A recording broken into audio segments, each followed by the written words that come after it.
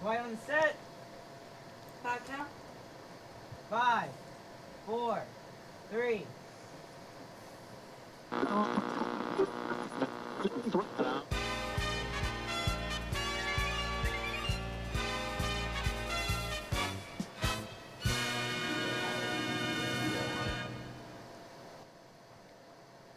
Hey Mepham, welcome back to the Midweek Update. This week, we are going to be taking a look at 2 of our fall STN Challenge packages and an all-new teacher feature. This and more as we take a look at what's going on this week's Midweek Update. I'm Basilia Mekhaiel. And I'm Brianna Goodman, and welcome back to the Midweek Update, the B&B show that brings you closer to the people and places in and around the Mepham community. Bree, did you participate in STN? Yes, I actually did. Did you participate? Well, no, because I honestly don't know what STN exactly is. I'm glad that you said that because our own Emma Santiago is here to tell you what exactly STN is. Thanks, guys. I'm here in the B&B studio where Monday night many B&Bers worked on their STN Fall Challenge. STN stands for Student Television Network. It is a nationwide competition that students all over the United States can be a part of. There are many competitions that STN hosts throughout the year in preparation for the Spring National Convention. This upcoming year, the National Convention will be taking place in Long Beach, California, and B&B will be taking part of many different categories. That's all for me. For B&B, I'm Emma Santiago. Now back to you guys in the studio. This year for the challenge, we were given a set of requirements that we've never seen before. For the silent film category, the prompt was Not So Ordinary Life, and the challenge was to create a film during golden hour and include a potted plant. Those are such random requirements. How could they even make a story with that? Well, let's see how Anthony Chiffo, Peter Horchak, Jake Lofries, Hallie Gilson, and Dalton Chen worked with the requirements.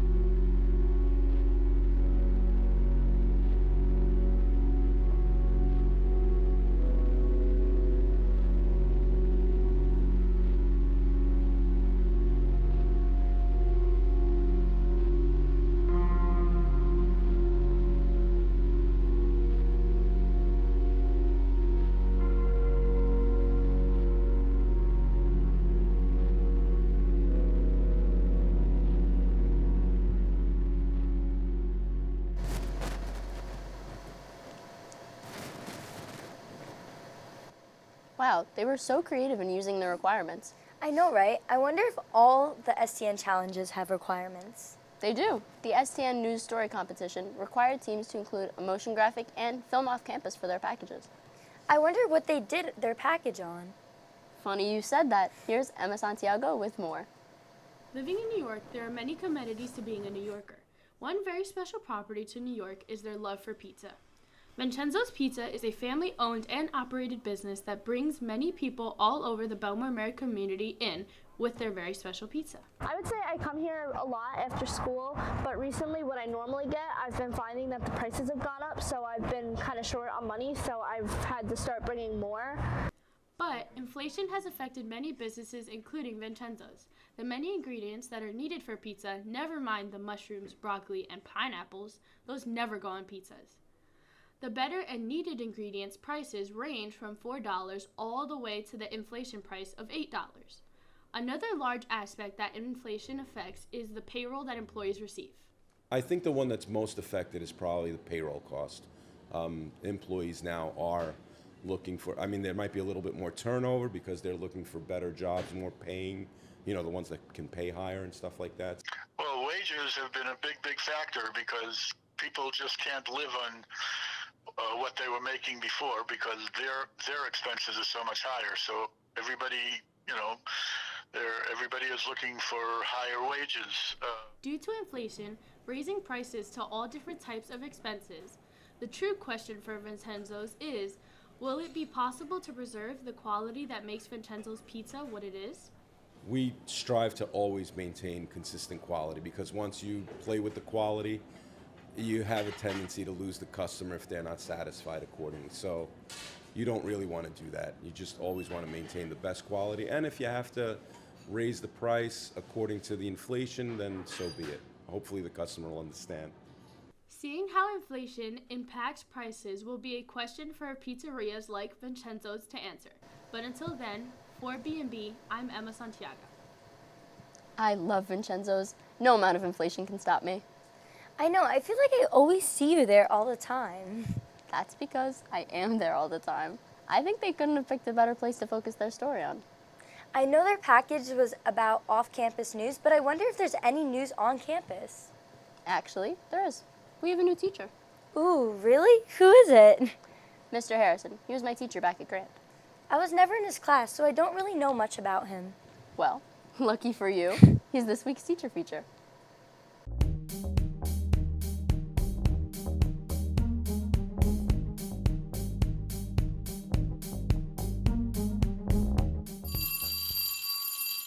Mr. Harrison has been a teacher in the BMCHSD community for 9 years, and this year he comes to MEPM to teach criminology and 11th grade U.S. history.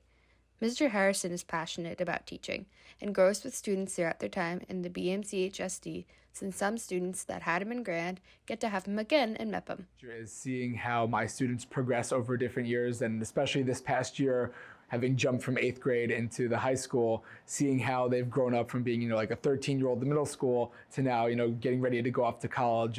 He cared a lot about the students that he had, and it was more than just a class to him, and he was more than just a teacher. He really tried to make sure every student was okay with grades, it didn't really matter to him.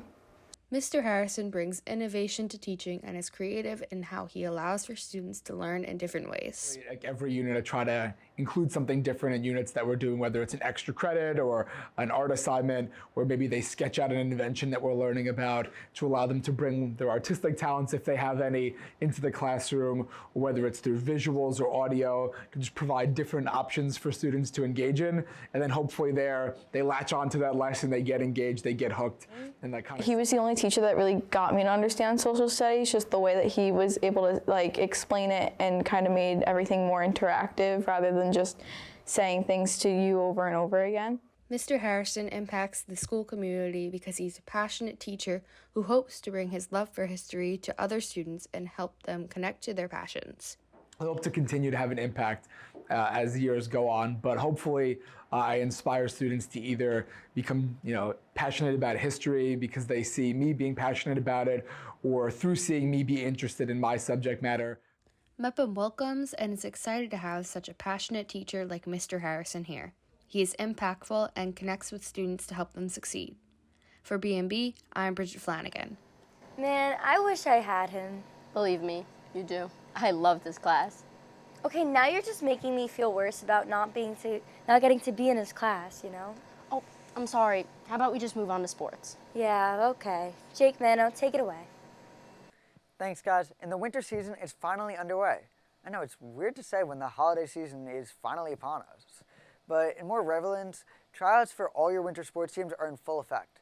That means throughout the week, the boys and girls basketball teams, bowling team, track, and wrestling have all begun the process of forming their teams. I must say I'm very excited for this season to begin, and I can't wait for the start of the regular season. But while Mepham sports are only just getting started, the NFL is already halfway through their regular season. So let's talk about it. CJ Stroud has been tearing up the league, making a dark horse run for MVP, and the Ravens may be the most exciting team and explosive team on both sides of the ball.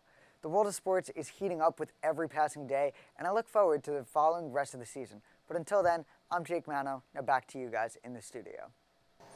Did that cheer you up? It actually did. Good. That means we can end this episode on a good note. Until then, I'm Brianna Goodman. And I'm Basilia Mekhaiel, and we'll see you next midweek. Oh, we have to do it the way they do it on Big Hero 6.